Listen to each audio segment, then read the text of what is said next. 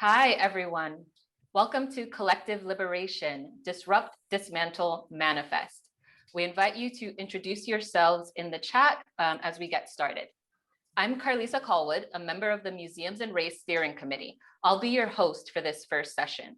Along with me are Stacy Mann and Brooke Hutchinson, also of Museums and Race. Stacy will be moderating the chat and Q&A during the discussion, and Brooke will be bringing the conversation to Twitter. Feel free to join in on that conversation over there using hashtag Collective Liberation. We also have Scott and Tara with us, who will be our ASL interpreters. We'll keep them spotlighted during this session.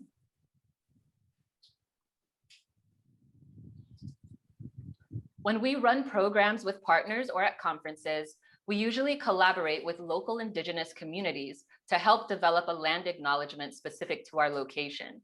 This year, as we are virtual, we are joined by many people from many places.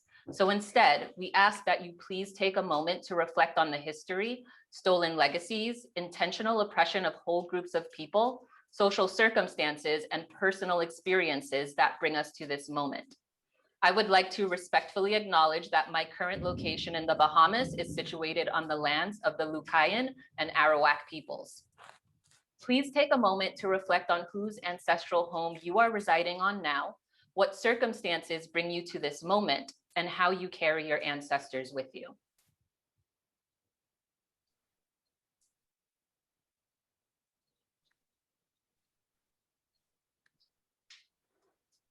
Thank you.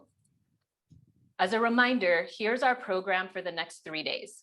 Later on today, we'll hear about museums and digital colonization, how we ground Indigenous rights, and have breakout sessions focused on skill building.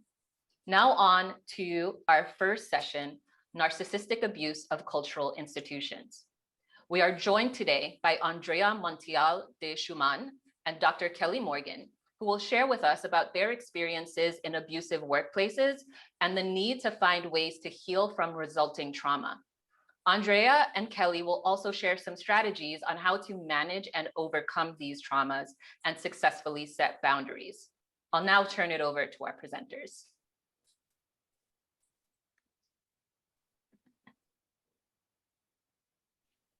Hi, everybody. First, we have to thank Museum Equity Coalition, for having us today. It's such a pleasure for us to be here. Andrea and I have been talking a lot about this subject as we are both still in the midst, of recovering from our experiences of it. So we'll kind of tag team, back and forth through the slides today. And, do the best we can, to touch on everything that we think you all, would like to hear about and like to discuss with us. Hello, everybody. My name is Andrea Montiel and Schuman. I'm speaking to you from beautiful Oaxaca City. And as Dr. Kelli said, you're going to have to be patient also with us as we're speaking also out of healing as well. So we are definitely looking forward to get started, but definitely want to honor the many people that are allowing us to have a voice today. It is not for free. It's been many years of ongoing struggle, and we are not the first people to speak about this. So we definitely want to honor those that have given us a platform. I personally want to thank Dr. Shed. I want to thank definitely the first curator of the Guggenheim, the Black curator of the Guggenheim, who is Shedra Laboubier. I've been in conversations with her, and I told her this in over the phone. I am so thankful for the brave step that she took that day at the Guggenheim. That day gave me bravery, even though it took me even a few extra months before I wrote my letter. But I definitely want to thank you, Shedra, if you're listening to this, for giving me a voice, for being here. No, and I'd like to echo that to Andrea, right? Shedra was such a reason, to be honest. She was really the impetus that pushed me, to speak openly about it. And I'd like to also acknowledge, so many other people, who have been doing the work, and particularly have gotten, the type of visibility over the last year and a half now. So people like Portia Moore, Latanya Autry, Mike Borowski, the folks at Decolonize This Place and Strike MoMA, Museum Workers Speak, mass action, museums and race, and just all of the other people that, we don't necessarily have time to acknowledge verbally, but just taking the moment, to recognize, the fact that, like Andrea was saying, we're standing on the shoulders of people who have been doing this work since the 70s, right? And a lot of those people not getting the recognition then, who were forced out, of not only their jobs, right, but also the field, because of it. I think, Andrea and I are both, are two people that are getting a lot of attention, for doing, and, for speaking up and doing the work that we do, but there were so many other people, who were doing this exact same work, right, decades ago, and paid for it, and so that's why it's really important, pay for it in a negative way. So that's why it's really important, to discuss some of the strategies and how to recognize it, right, and how to get around it. So we can move to the first slide. So we're gonna, in about a moment, we are both gonna share a little bit of a story or background. And I do think that it's important of why we're diving into narcissistic abuse. So in the past few months, both of us have experienced hell and back, like many of you. And it's taken a long time to understand why we feel the way we feel. And I think that many of you might share the feeling of feeling stuck and feeling like we are in this situation helpless and that things are taking too long to move forward. But we want to call it what it is, and that is trauma. And I think that it is important that today we dive into what this type of trauma looks like. And I'm definitely want to credit my father, who is a psychotherapist himself, who has given me all kinds of resources as I'm in the process of healing to understand and link what I'm experiencing, and also in my research of narcissistic abuse. And I know that Dr. Kelli was also diving into this subject from different perspectives. So as we were talking and getting together, it was really clear that there were patterns that are happening across the field that are recognizable by psychotherapy and that lead us to understand that what we are experiencing is quite serious. So I will ask Dr. Kelli if you would like to share a little bit of your background and how you got to this conversation. Sure. So for me, it's been about 6 years total, or 7 actually. It was 7 last month, so 7 years total. Started at the Birmingham Museum of Art, moved from there to the Pennsylvania Academy of Fine Art, and from PAFA to the Indianapolis Museum of Art at Newfields.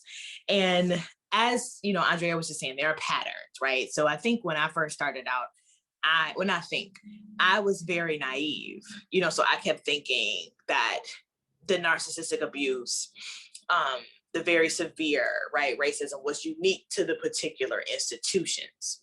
And it wasn't until I, started experiencing it at the IMA at Newfields that I realized that it was something that was very specific to the field. Right. And I won't take up too much time and tell you the whole story, but I'll start, from the most recent, which was working at an institution for a director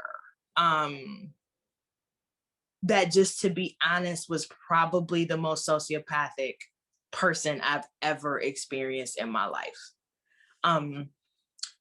My interactions, with him and experiencing the very toxic culture that he and many other senior leaders and trustees at the Indianapolis Museum of Art cultivated was the most racist and the most harmful work experience I have ever had in my life. I've felt definitely, like I was in, pretty significant danger, psychological danger, like more so than physical.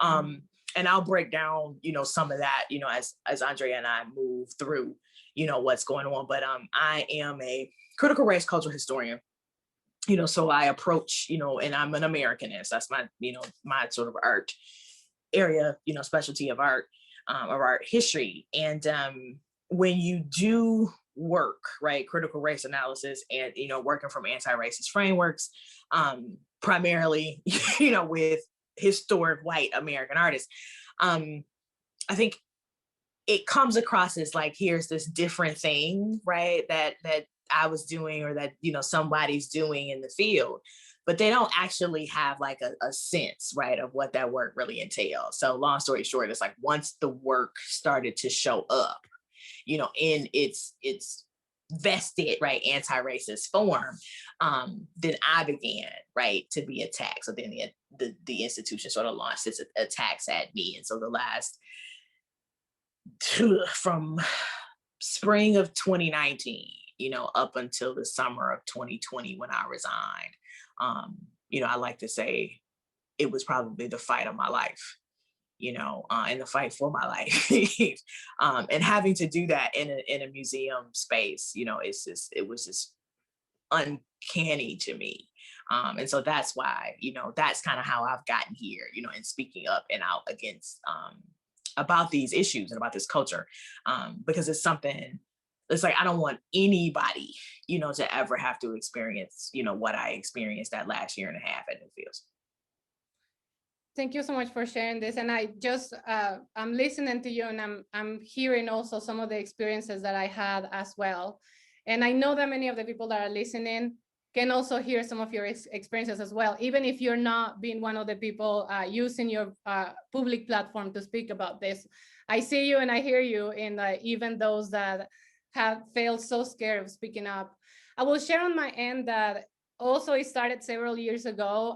Many of you probably heard the story that I fell in love with museums because how it saved my life a few years back after becoming an immigrant in the US. It's been a really tough road because I fell in love with the museum that I worked for.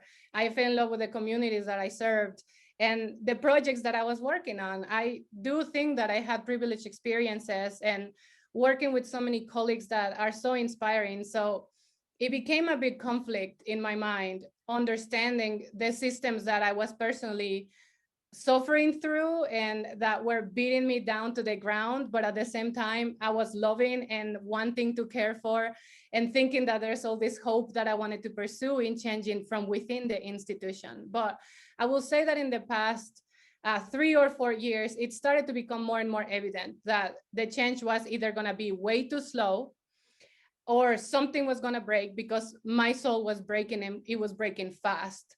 I was having several discussions during any single conference and working experience and conversations with colleagues in the field. Many of you have experienced this, that we have these side conversations about how to encourage each other and survive through these systems. But even after all of these conversations, after all of the efforts that I was part of, it got to a point when I noticed and I was so broken and I just could not do this anymore. And that's when I started to prepare. And I'm really blessed by, and I have to repeat, I do recognize that I have privileges because of the size of the institution that I work for. I had connections that helped me understand how to protect my colleagues once I decided that I was going to be organizing on their behalf. So it's been a long year since I resigned. After I publicly resigned, I understood that there was going to be retaliation. And I think that Dr. Kelli can also share about that retaliation. We'll dive into that retaliation, but it has been severe. But I think that enough is enough, and we are here together, and I feel so much encouragement by the amount of people that are being part of this. We will do this together, and I fully believe that. All right, can we get to the next slide, please? So, Dr. Kelli, would you like to share a little bit of why the heck do we feel so stuck in this situation in the next slide? Yeah, so that, I mean, oh my gosh, yeah, that's a huge thing, right? Where, and we can move to the next slide, actually, now that the audience sees the question. So that was really the reality, and so I wanted to take this moment, and this is how Andrea and I have design this, or we're like share our personal stories as we move through the things on the slide. For me, it was kind of like Andrea said, it was like museums was a place where I reconnected honestly to like my 6-year-old self. I used to do this thing when I was a kid where I would like play in the attic with my grandparents' things, which now I know to be like Black material culture. So when I discovered curatorial work, archival work, I was like, oh my God, this is, what I want to do. So when the abuse began to happen, particularly at Newfields, I was like, what am I going to do? Right? Like I've spent my whole life, getting degrees, kind of preparing for this work. It's the only thing that I need to do, the only thing that I quote unquote, right? Like know how to do. Clearly, I'm not getting ready to go to medical school at this point. So you spend a lot of time thinking, okay, if I can just hang in there, and I'll be super honest with you all, right? So Indy has a very low cost of living. I've moved from Philly to Indianapolis. I was saving a shitload of money, right? Right. So it was like, okay, I'm just gonna, I kept trying to find things, right, that I could just kind of sink my teeth into. I could just put my head down, and grit and bear it, but there was this second guessing, right? Because it was like, okay, I know this is wrong. I'm speaking up in meetings, right? I'm helping my colleagues are helping me, nothing's really happening. And then the art committee meeting, takes place, right? Where I have to respond back to this racist comment from a very wealthy board, or I don't think he was a trustee, but a very wealthy donor. And in a moment where the senior staff, right, the people who are supposed to technically protect us in these situations did not, right? And I had to protect myself. And then I had to continue, to protect myself, because it became this narrative of I had acted unprofessionally, right? And I had acted out of turn, like it wasn't even my acquisition, so who are you to say anything, kind of, was the response from the senior staff. So that was that lost sense of safety, right? Where now I was like, it's not even worth, me staying in the job. And that was fall of 2019. The loss of that sense of worth and feeling like helplessness, and powerless, was, really grew from that moment too. Cause it was like, and this also kind of goes to even like the second guessing, because it was like, should I have said it differently? Right? Is the work that I'm doing not like, am I doing it wrong? Is it not worth it? Right? Like, is it not helpful? So it was things that I knew, that the answer to all those questions is, I totally know. But this is what that kind of, gaslighting, abuse responds to you over and over and over again, right? Like it starts to kind of chip away, and I called it like my professional insecurity. It was an insecurity that I never really had, prior, to working, at Newfields. The fatigue and the exhaustion, the irritability and depression, definitely came after that situation as well. Because there was this, you just get tired, right? It's like you're just fighting all the time. It's like trying to prove your humanity to people, that you really shouldn't have to do in a job, right? And it just got to a point where it's like I didn't even want to get out of the bed. It actually got to a point where like I would open my apartment door. There was this one particular day that I had, IMA is a big data-driven institution. And so we were working on the project that had I stayed would have opened this year. And so we were testing like the title, exhibition themes and stuff. And I put my hand on my apartment door to walk to my car, and I burst into tears. I had like the most ridiculous panic attack. And I remember calling our director of interpretation and just crying on the phone. And I was like, I can't come. And she was just like, what's the matter? Like, are you okay? And I was just like, no, I'm so not. And I said, and it was just the thought of, in asking visitors these questions about the title of this reinstallation, that I was going to, to just experience some kind of like racist comment, and I was going to completely unravel. And again, this is totally me. Like, I don't know if that's going to happen or not, right? This is just me thinking that it might happen. And I broke into a million pieces. And that was February of 2020. So like right before COVID. And I was like, Kelli, there's a problem. There's no reason in the world why you should be crying out in the hallway in front of your damn apartment about going to work. And that moment, was the moment where I was like, okay, yeah, I need a therapist. Yeah, something is happening to me, right? Like this is not just something that I'm making up in my head. And so that's why, again, Andrea and I chose to kind of structure the talk or the panel today like that, to give you all like real live examples of what this stuff looks like. Next slide. So this is a part when it gets ugly, and is the reality that some of us, and it could be many of us, it could be you as yourself, as you're reading the symptoms, as Dr. Kelli is explaining and she's mentioning, maybe you saw yourself in the suddenly feeling much more irritable in the mornings as you're going to work. And I'll put an example. It's like I just felt at some point of my career that I was waking up at 20% energy, and that there was nothing I could do to have an actual sleep, night of sleep and wake up ready to work. I was crying suddenly, and I'm not like that normally. It's like, I know myself, and clearly I was in crisis. And I know I'm not the only one, because I've had several conversations with so many colleagues that have been experiencing it. And I wanna call out the fact that this is long exposure to traumatic experiences. And this long exposure to traumatic experiences actually can lead to CPTSD. And we are going to dive in a moment about what this is like, but this is the consequence of long-term exposure to traumatic events. Next slide, please. There's not enough time to dive deep enough into all of the levels of consequences of CPTSD, but I definitely encourage you to start getting educated about it, because it is likely that some or many of you have been experiencing the symptoms. When we talk about narcissism, it's a word that has been so used in recent years, right? But we need to remember that rather than very specific people and personalities, these are behaviors. But when you have behaviors that are enabled by people who have a lot of power, then you have systemic abuse.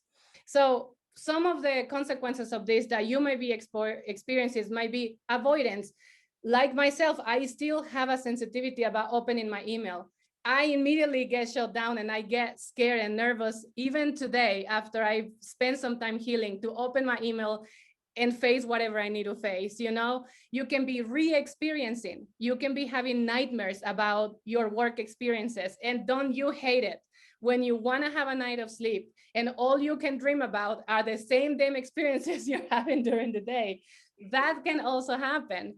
And it can change your mood and cognition. Sometimes our brains are working in an overdrive, and we're having to be creating layers of safety and protection and trying to find solutions.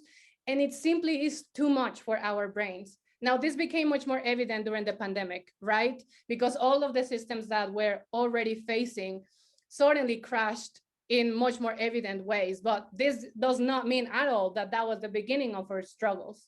That was just the exacerbation of already failing systems. So it is not surprising that we're having even a hard time starting to process what the heck is going on.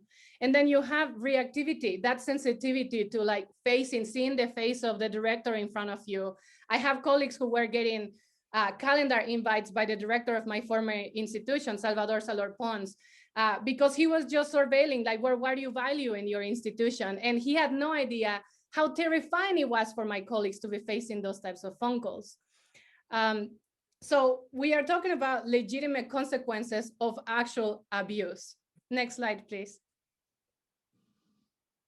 Actually, go back to the previous slide, because I just wanted to add to some of the things that Andrea presented. So, just again to give you guys so concrete examples, right? Because some of this stuff, as much as Andrea and I are like saying it, as we like found it in our research, there's also a way that like your brain reacts where it goes on like autopilot, through these 4 instances. So like avoidance for me. So after that our committee meeting, right? Charles Venable, who was, former director of IMA, was the director at the time. He shamed me, right, in the 2 subsequent meetings that took place for us to kind of like deal with what had happened. And I was like fighting him, right? Like standing up for myself. So let's say that second meeting was like late October, right? Mid to late October. Unbeknownst to me, because it was not something that I like did purposely. But again, the way that your brain just kind of responds automatically. I never put myself in front of him again until a mandatory curatorial meeting that happened in February. Like I hadn't even passed him in the hallway, right? It was like just the way, again, that my brain just kind of shifted, as well as me talking to my supervisor at the time too. So I wasn't on campus as much. But there was that where it was like, not until that February meeting that I was like, damn, like I haven't seen him. Like I haven't even put myself in a place to see him since October. The re-experiencing, so the current COO who's there now, I remember she and I had a lunch scheduled, and we were at a meeting where I was explaining that to her, right? Where I was like, I haven't seen Charles in like 4 months. And she was like, oh my God, you can't do that, Kelli. You can't avoid him in that way. And I was like, you can't, it's like, whatever. And she went into this whole soliloquy, right? Where she tried to explain away, because she was at all of the meetings, right? She was at all the meetings. She had witnessed all of the stuff just as much as I had experienced it in my other curatorial colleagues.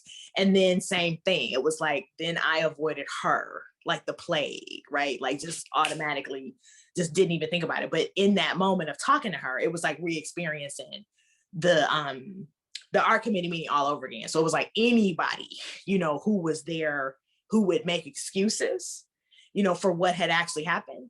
It was like one by one down the list, right, of colleagues and senior leaders that I completely cut myself off from, without it being any kind of like, yeah, I'm not talking to that person anymore. It was just like, yeah, no, it was like I said, like this autopilot kind of response, which I think really is like a fight or flight response, right, Andrea? So I think it was like more so flight, right?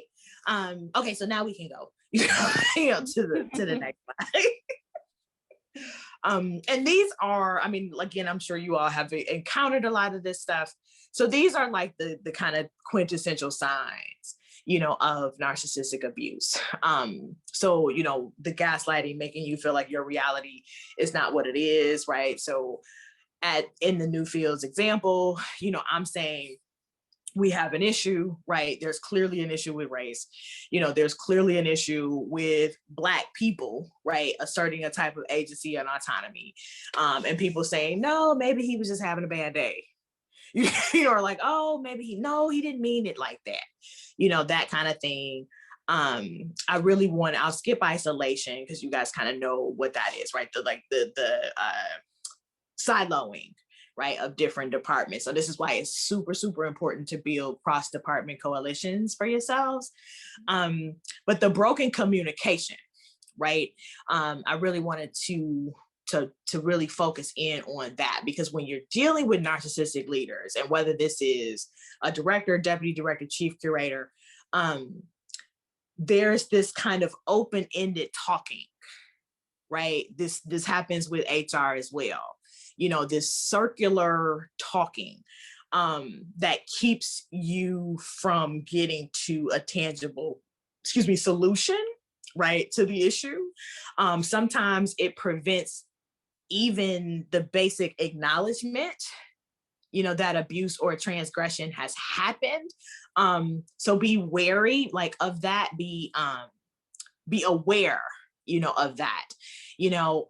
So a concrete example I can give you in that way is like the curators, myself and my colleagues at Newfields were working on a collecting plan that centered Black artists or artists of color and women artists well before Chris Bedford in Baltimore did their thing, right? And anytime we presented it, to at a curatorial meeting, or even to, trustees or whatnot, it was always, well, why women artists? Why not gay artists?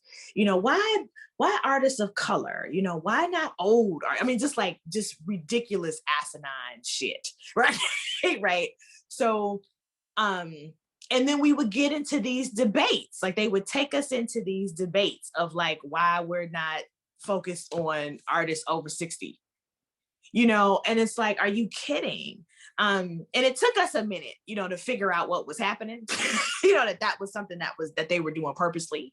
And this was also, a Charles Venable, led initiative. And then we figured out, kind of a way around it. We just started acquiring works by women and works by artists of color. We just started buying what the fuck we wanted to buy, right? Right. And it was like, so that's another thing. Lack of accountability, so their inability to acknowledge, right, that something has happened, to this day. The Newfield staff can't get, any kind of accountability from the trustees and the current senior staff about not just what happened with me, but even what happened with, what happened to colleagues that resigned before I did.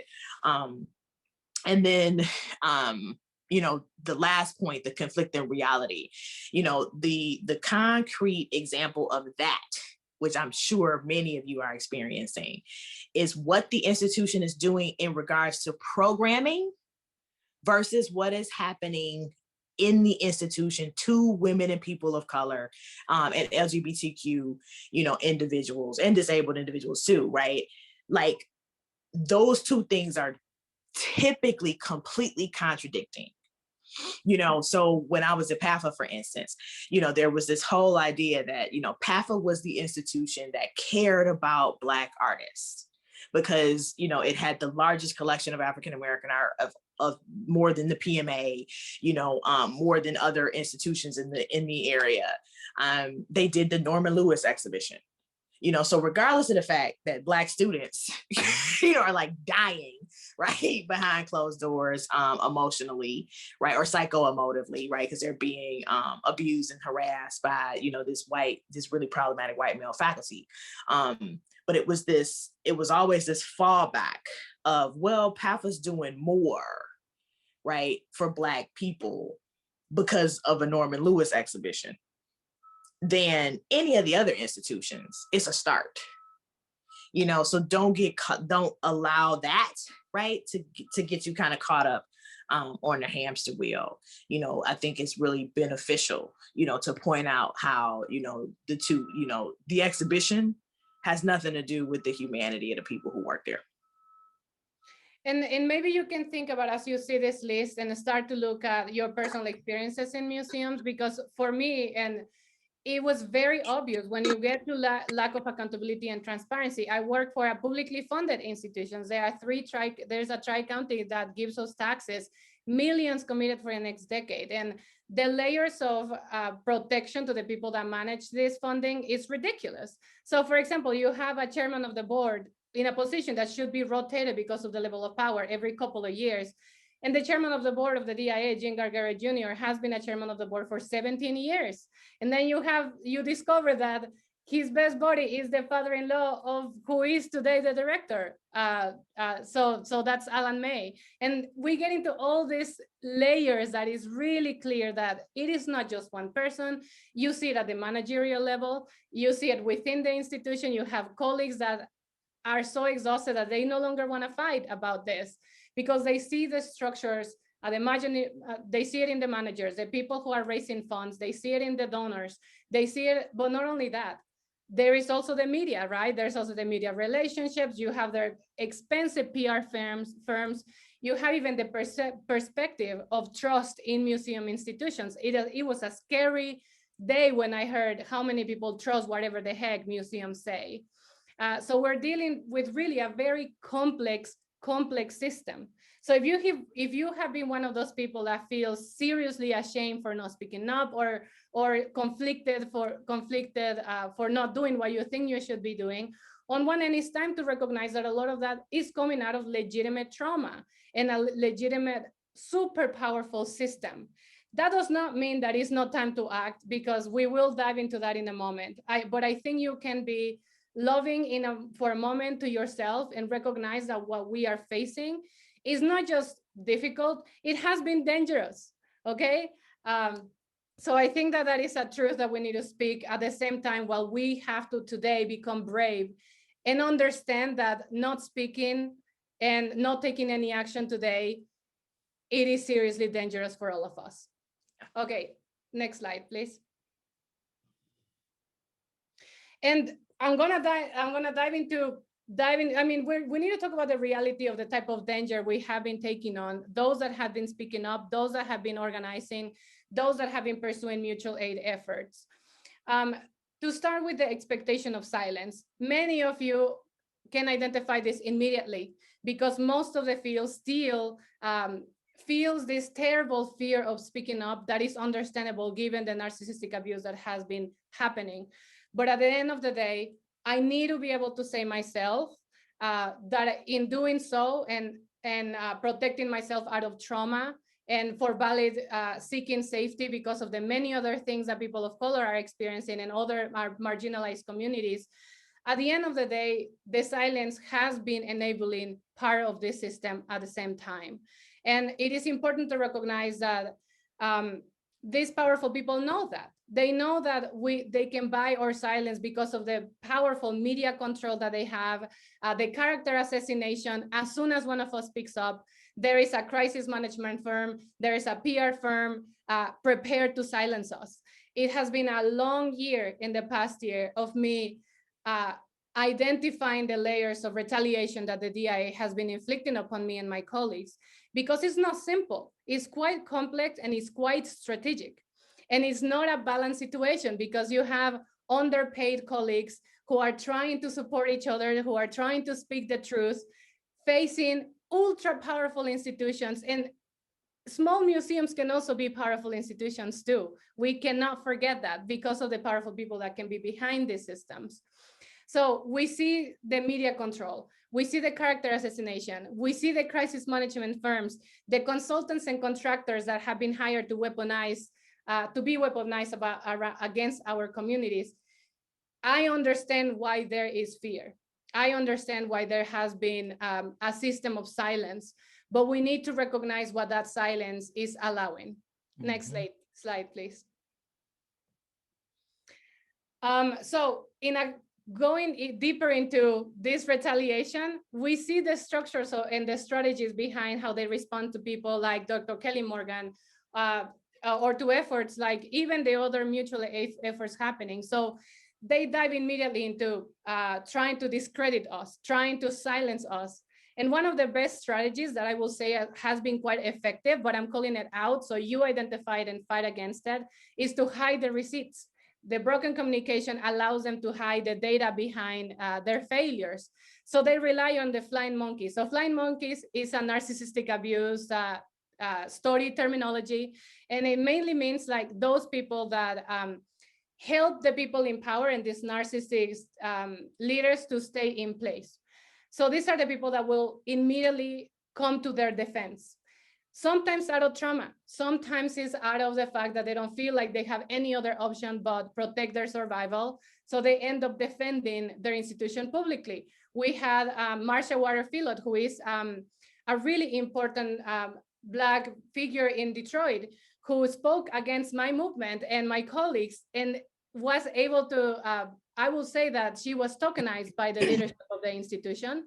And they put a long comment that she did on Facebook saying, well, I haven't seen nothing of this. So you see a member of our community is being weaponized against us. And what happened is that they used that comment and blasted everywhere on social media, on the different newspapers, because they are important media relationships. And you see her name defending the institution all over the place. And that comment was used effectively to silence our testimonies. So you have people that, even like you and I, who have been willing to defend toxic, dangerous people that are, I will even say, are committing crimes, to defend those people. before taking responsible steps to protect one another. And I understand that some of that is coming out of fear, but we cannot hide the truth of what that is causing. Because you have I know that all museums work differently, so the systems of power are different from one another. But in the case of a publicly funded institution, enablers and these flying monkeys that are protecting them are not just the managers. We're talking about arts authorities that do not have layers of accountability and or transparency for their communities if there's tax funding involved.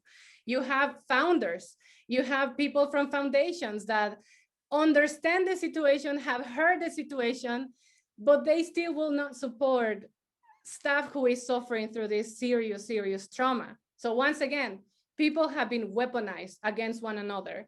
And this segregation, unfortunately, has been effective in the past. That is not the conclusion of this conversation. We're gonna dive into how to solve this soon, but we need to recognize how deep and how dark it got. To the point that it will allow people like Kelli and myself to be sitting in a meeting facing racism happening on the spot, and colleagues who I know love me and who I love respect me and who I know respect me will stay completely silent. And after the meeting, they will come to me and give me a hug and encourage me and say, I am so sorry that you experienced what you experienced. But you have no idea what it is like to be hopeless in that meeting, knowing that you need to take it in because nobody will defend you. Yep. No, totally. You know, I always talk about how it's an ecosystem, you know, and as somebody who studies history and systems, right, right, cultural systems, you know, there's a pattern, you know, and if you know museum history, this is the fourth wave, you know, of this. I think this is the most severe, right, that has been since 68, 69, right? But if you notice, the funding orgs are responding the exact same way they always respond, right? Trustees and boards across the country are responding in the exact same ways they responded in the 70s and the 90s and in the 2000s, you know, because they are in this game.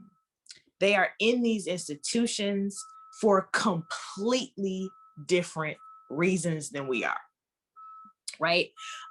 Even some of our more conservative colleagues, you know, are doing this work for very different reasons than trustees, you know, and board members and senior leaders. You know, it's a social climbing, you know, sometimes the pursuit of power in art museums is the work for a lot of people.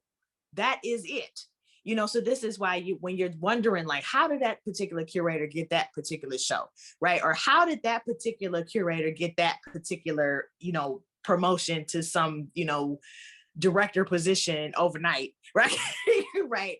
It's like, how the hell did that happen?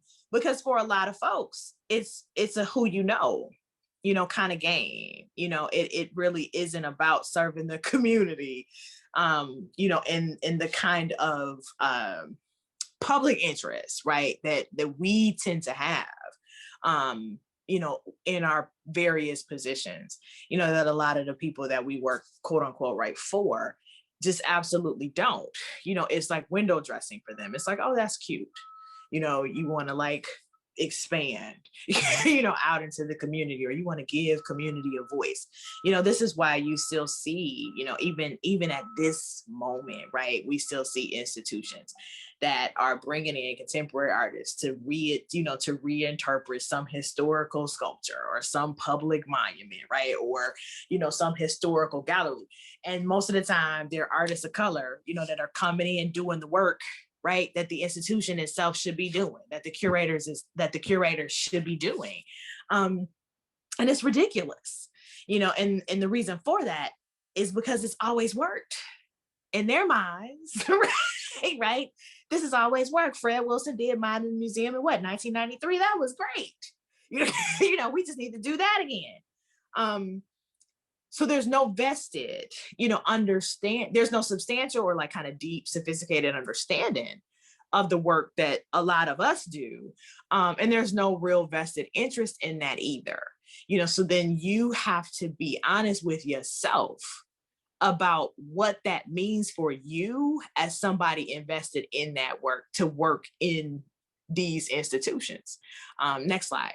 Because they're not going to change, and I think that was probably the kind of, sort of sobering moment for me, in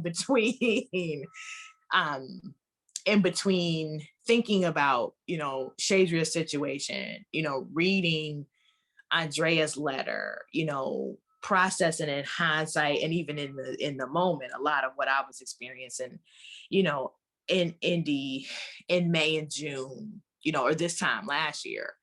And it was like, okay, well, if they're not going to change, Kelli, what are you going to do? It's always so easy, to look at other people and point the finger, right? And say, you did this and you did that. Something totally different to look yourself in the face and point that finger back at you. And I think self-responsibility, is a huge part of this. Portia Moore talks about this, very eloquently too. It's like, who are you? What are you doing? What do you stand for? I tell my students and younger, emerging curators all the time, it's about you.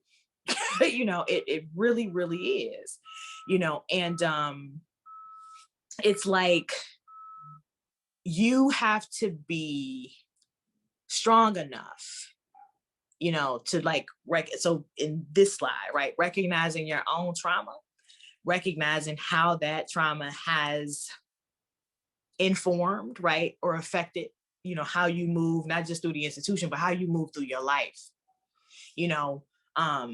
accepting that reality, and changing that for yourself, right? Because you can't be nothing to nobody else, if you aren't everything, in the best ways and the most healthy ways, for yourself. And when you do that, when you really center yourself, and not like a self-centering, egotistical, narcissistic kind of way, but a holistic, healthy, spiritual, if that's the way you want to go, that's what it is for me. When you do that, the reason, right, the why shifts, right, and becomes a very, very different, you can create a very different path for yourself. So one of the things, in, this slide about, managing your trauma is that going through that process, like of kind of self-discovery, right, or self-care,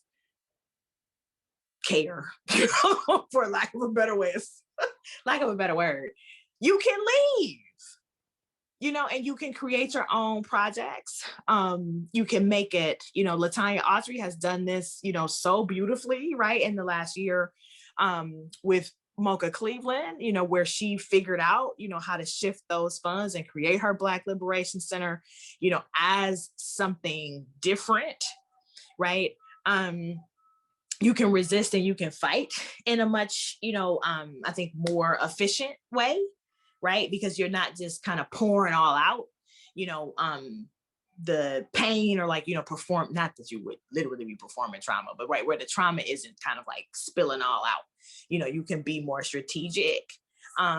So for me, like when the job description debacle happened back in February, because of the work that I had done for myself, then I was able to get with my folks that were still at the institution, that were, on the ground in Indianapolis.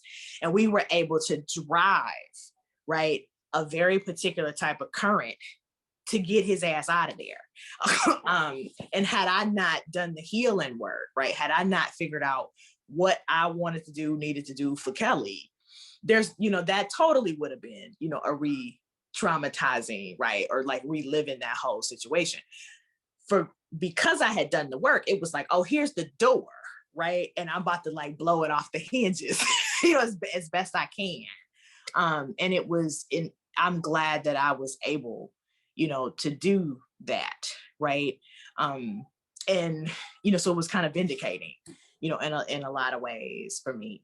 But yeah, it's like, you can find, I say all of that, here, to in order to find ways, right, to move forward through trauma, you have to own it and recognize it, and be honest with yourself about it first. Absolutely. And I will say that thankfully there are resources that you can start getting into. And in a moment, we're going to dive into that. And I know we're running out of time and there are excellent, excellent questions. So I'm going to try to do my best to be quick at this point. But the reality is, many times the reason why we don't feel that we have the courage to face these types of systems not only is because of how scary they might feel, but because we have personal trauma from our own childhoods. So it might be that you experience narcissistic abuse in other ways. If you are a person of color, a member of any marginalized community, you have been facing systemic narcissistic abuse your entire life anyways. So you're already carrying trauma that might not be resolved already. So I will tell you, we need to face our trauma. We have to face the reality that a lot of our reactions or irritability or depression, the senses of hopelessness are coming from legitimate reasons. But we need to address those reasons or we're simply not going to be able to move forward. So you need to build the time for your mental health. So when I say leave, resist, and fight or fight, I'm honest. If you are facing danger in your life because you are a person of marginalized background, leave if you can. And if you have to stay, do grave rocking. So grave rocking is a technique to face narcissistic abuse. And I encourage you to do your own research about this as well. I'll leave more resources in a moment. But grave rocking means that you are setting emotional boundaries so that the system in which you are stuck for a while, not forever, for a while, so that you can survive in the stretch that you need to survive. So that might mean that you do the minimal work that you can at work, that you set specific times in which you're going to interact with your institution and outside you do not touch it. That means that you separate your intentions and you stop trying to convince everybody. Stop trying to convince people who are inconvincible, because the reality is that you have museum leaders that are not going to listen to the best of our arguments. They have not done so in the past few decades from expertise in the field that has been fighting from the beginning. They have not done so with mutual aid efforts in the past 5-6 years in which so many of us have been pushing and pushing and pushing. We need to understand these leaders need to get out of there. And until they get out of there, it's going to continue to be a struggle. There are good techniques to pursue, like if you are going to stay, if you don't want to grade rock, if you are going to organize, your organizing efforts should move away from convincing bad leaders and focus in how to get rid of them, and how to establish the layers of transparency and accountability so that the institution is not working based on the identity of a leader. And oftentimes people who are severely underqualified to be in the positions that they are. Especially, like, for example, Salvador Solar Pons, he's in the blackest city in the entire country, and he has been failing every step of the way. We have the entire data of his failure, and he's still in his position. He has layers of protection that I understand are really complex, but I have faith because I've been organizing with the local people. So you need to also find allies, not just within your institution. Are you talking to cultural advocates within your city? Are you talking to arts authorities that might be aligned with you? If you are going to go for the organizing and the mutual aid, it's going to be bumpy. It's going to continue to be scary. But I do believe that by now, leaders are trying to buy as much time as they can because they know that their systems are crashing. And Dr. Ramani Durvursula, who I will quote in a moment, she dives into narcissistic abuse and she dives into systems and organizations that face these issues. And her conclusion is that there is no convincing that is going to change them. So what ends up happening is the ugly, ugly, ugly process of self-destruction. It's a public and ugly process that we are now seeing all over the place. Next slide, please. Yes, so we keep on saying this, and I know that Dr. Kelli has more to say about this, but what is crucial is as you're listening to us, I hope that you're listening. Both of us took time for healing.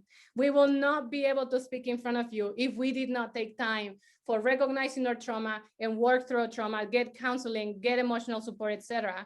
So yes, deal with your personal trauma, establish systems of support, And by all means, try to seek as much education on or narcissistic abuse, complex PTSD, all of those are important subjects.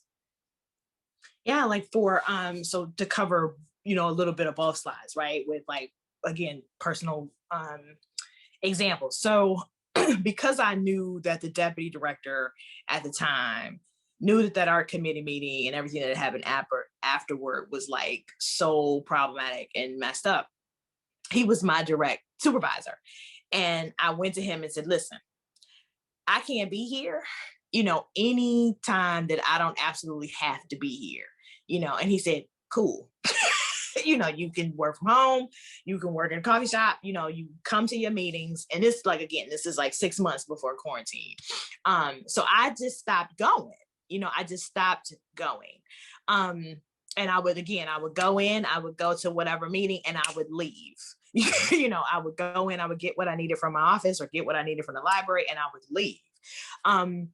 I cultivated a lot, this is central to my curatorial practice, but a lot of different community relationships and organizations, right? Different organizations. So I would work in those spaces. I had an office, because I teach. I know not all curators, want to teach or like to teach. But students are very important to me. I love students. So I always have some kind of adjunct position so that I'll have a secondary office. So I would use my office on the IUPUI campus. A lot, I'm a Starbucks worker. So I would work, do work at Starbucks. And I know this may be something that, like, particularly curators of color, may not want to hear. But we're dealing with a situation where you can't really afford to just go in and curate a show and go about your business.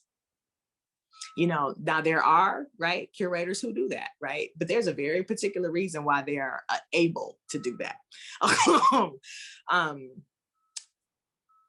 You, again, in centering yourself, right? And centering and creating safe spaces for you and your emotional and mental health, you have to have outside spaces.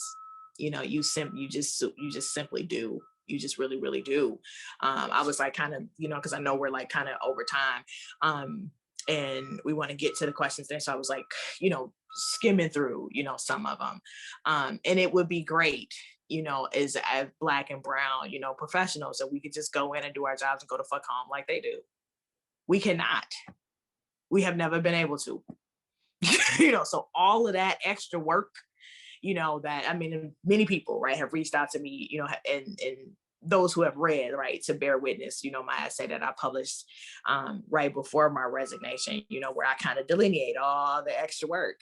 I would not be sitting here right now if it wasn't for that extra work, right? I wouldn't have a job at Tufts University, right? If it was not for that extra work. You just, like, there's no other way to say it, right? It's like you have to create that space, because the museum spaces don't exist for us like that, unless you're willing to compromise a whole lot. Some people are, there are very successful curators who have, right? And like, even in these conversations, right, we haven't even gotten into the problematic people of color, right, that we also have to come up against, right? Some of these directors, some of these Black curators, like, they're some problem children.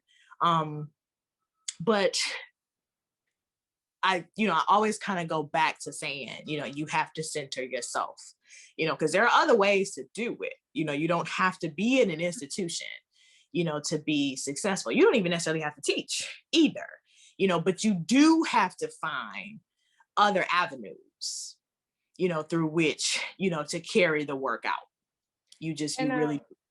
Oh, sorry. No, I know that we need to wrap up, and if anybody is willing to stay for some questions, we would love to address them.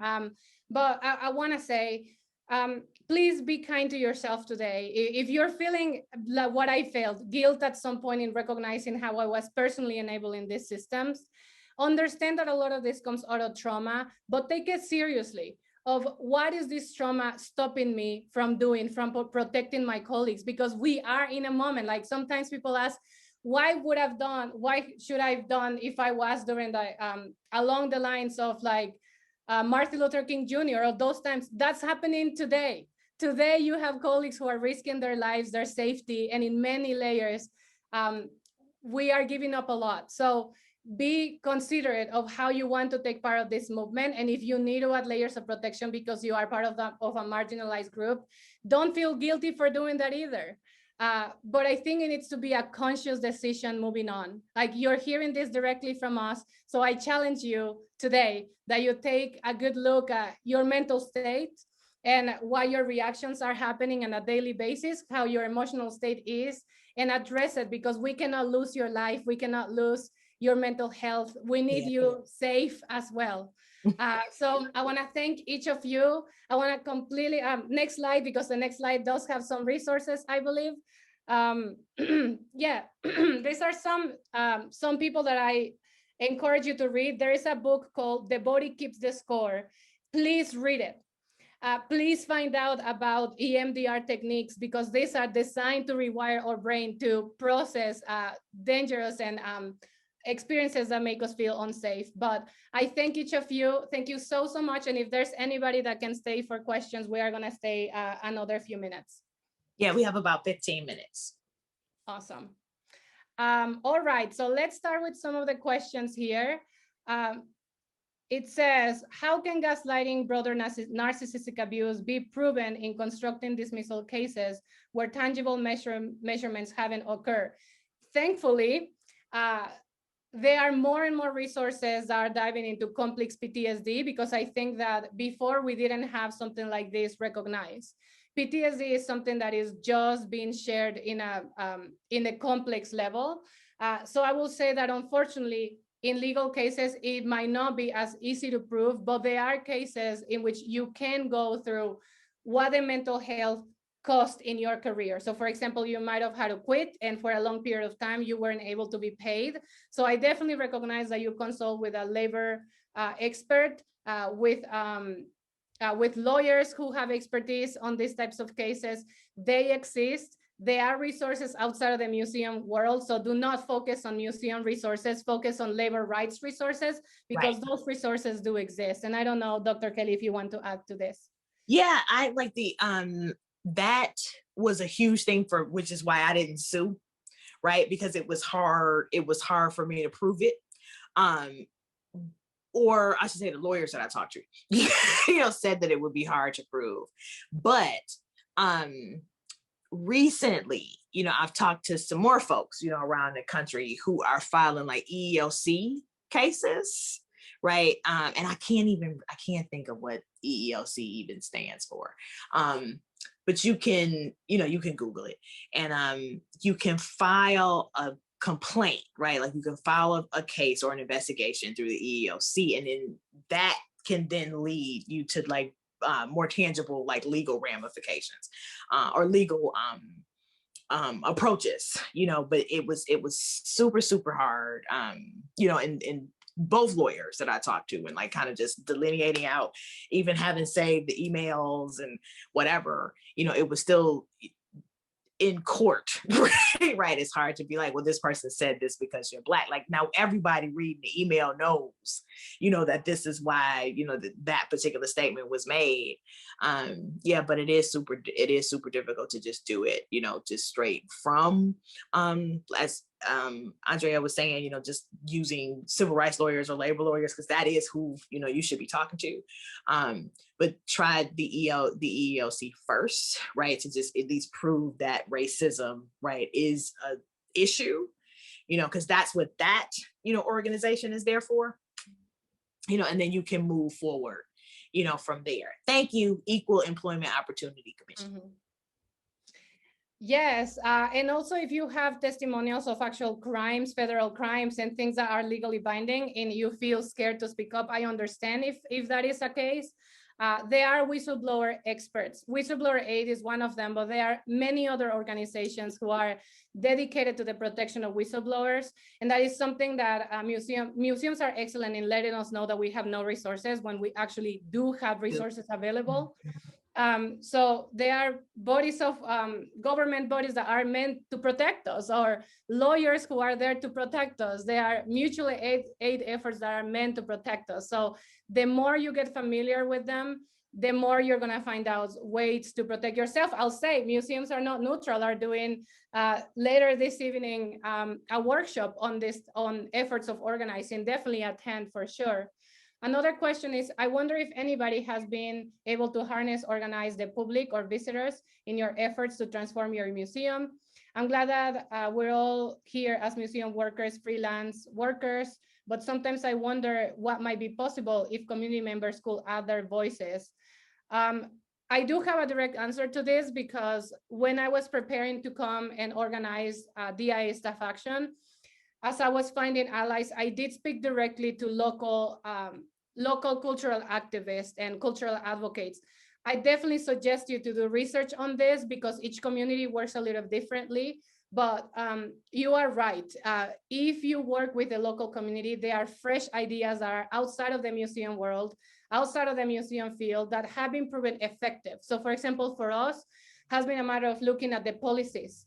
If we're not going to be convincing people, okay, how have you been spending tax funding for the past like 10 years? Because I don't see the records anywhere. 95% of your tax is not declared properly to understand how this is benefiting the communities. So we have a success story that I'll mention really quickly. One of our members of the community identified that the arts authorities, although they are a government body, a public body, they didn't have a website. They were not announcing when they met, and they were not sharing minutes. So it was a full protection for my institution, right?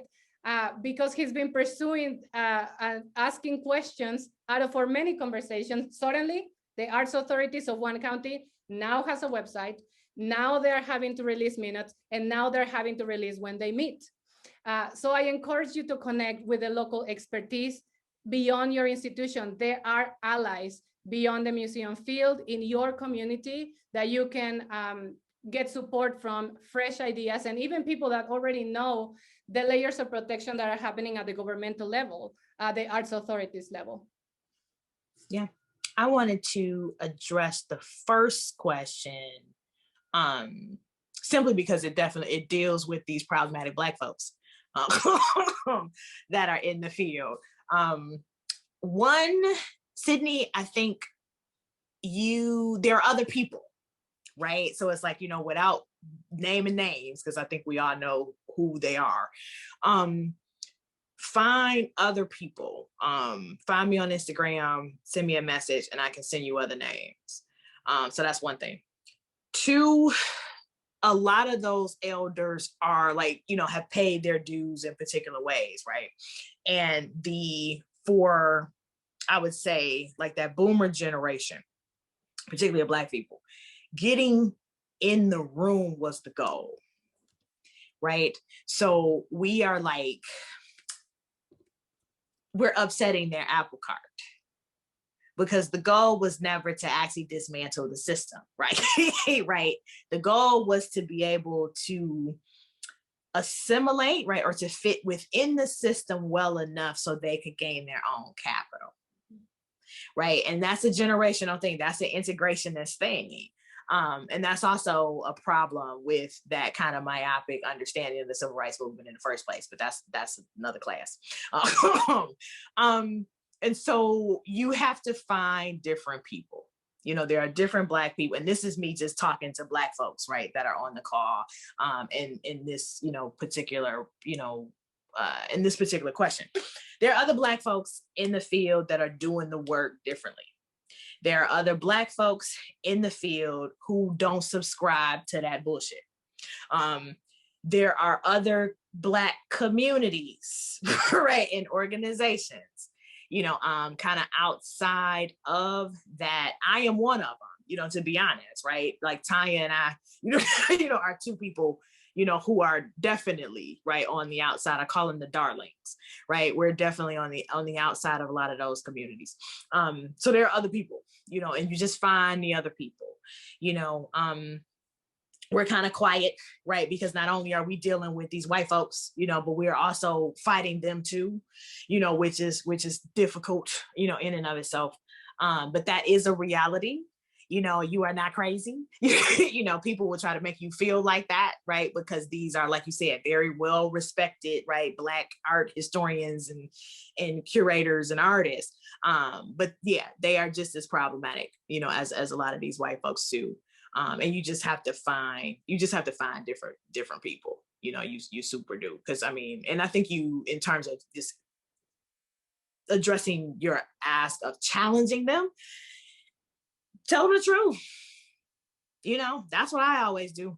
I pissed a whole lot of people off for doing so, but it's what I do. I totally tell them the truth. Like one of them said something at a conference that I was at a couple of weeks ago that was so out of touch, with what's happening in the field right now. And I was like, okay, clearly y'all are working from outmoded frameworks, and I have no time for anybody, black, white, red, purple, blue, that refuses to think critically and address critically what the hell is actually going on in the field right now. I don't care like what institution you work for, who trains you, right, or who you are.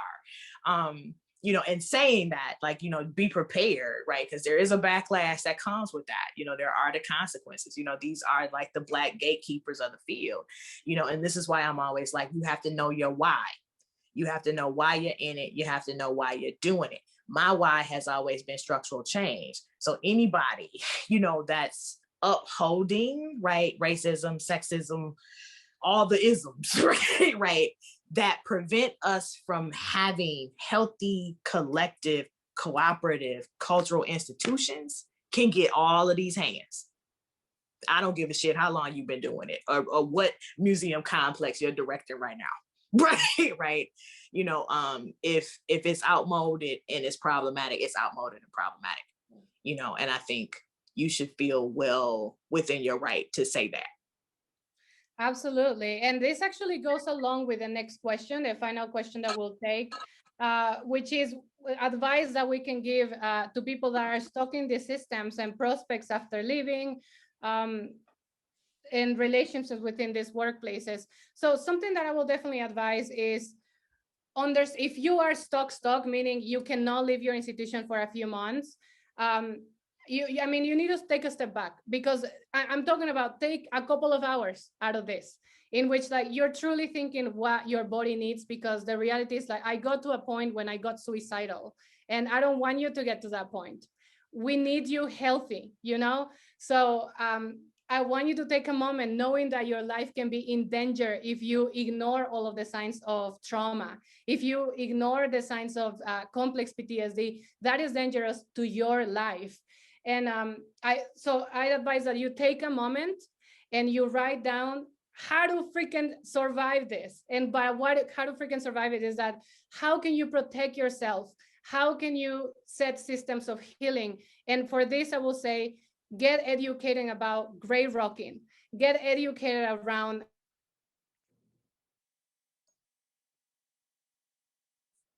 likely, for example, I right now don't have the finances to have the types of mental health that I would like to have access to, but there are multiple resources.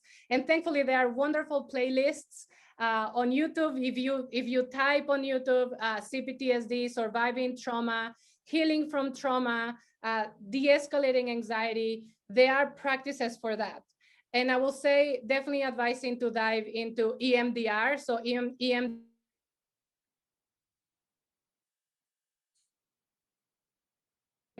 psychology that will help you rewire your brain and basically help process these really dangerous emotions that we face. So there are tapping techniques for this. So there's the butterfly hug that my dad taught me, that if you search for butterfly hug, that is one of them. That is literally helping your brain process this type of serious trauma, because it is normal that you don't see the answers because your brain gets blocked, literally blocked from being able to see the truth. There are tapping techniques in which you are helping. Once again, this is another technique to deal with the trauma.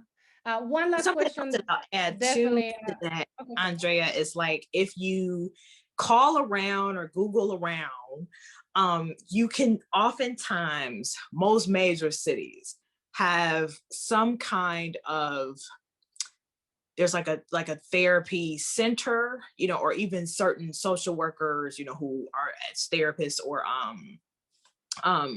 psychiatrists that have a sliding scale, basically, right?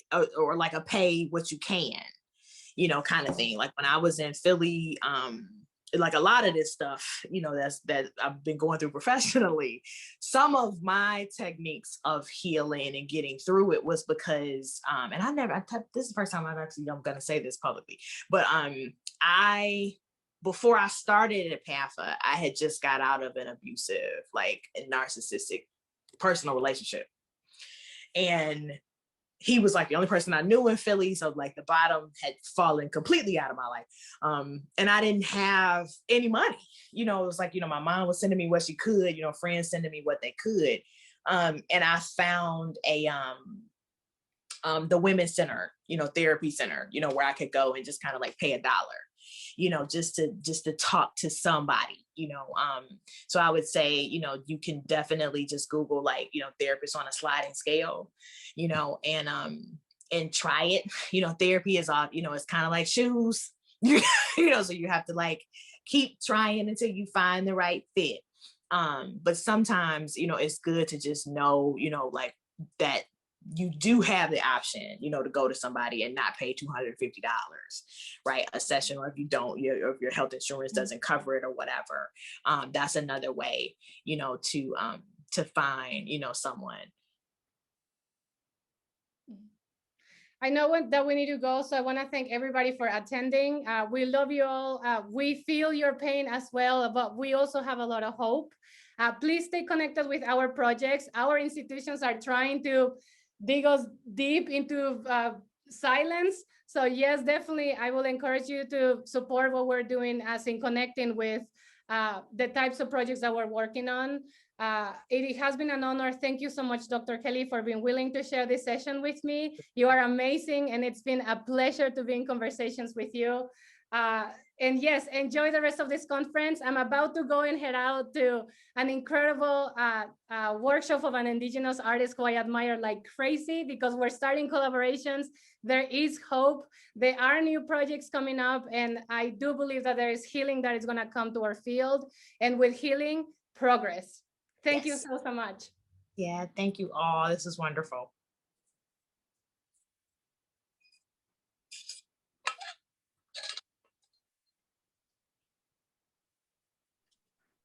First off, thank you both to Andrea and Kelli for what a great first start to our collective liberation conference.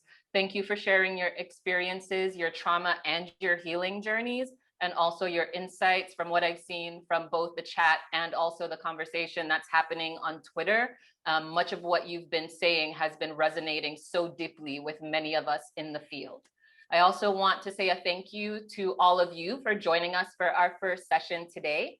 Our next session, Bigger Than the Internet, Museums and the Digital Colonization of the Web, will take place at 2 p.m. Eastern, 11 a.m. Pacific. We deeply appreciate all of your support, and we're also proud to share that donations collected during this conference will support the volunteers of Museum and Race, and also support the Museum Workers Relief Fund. Thank you all, and we'll see you at the next session at 2 p.m. Bye.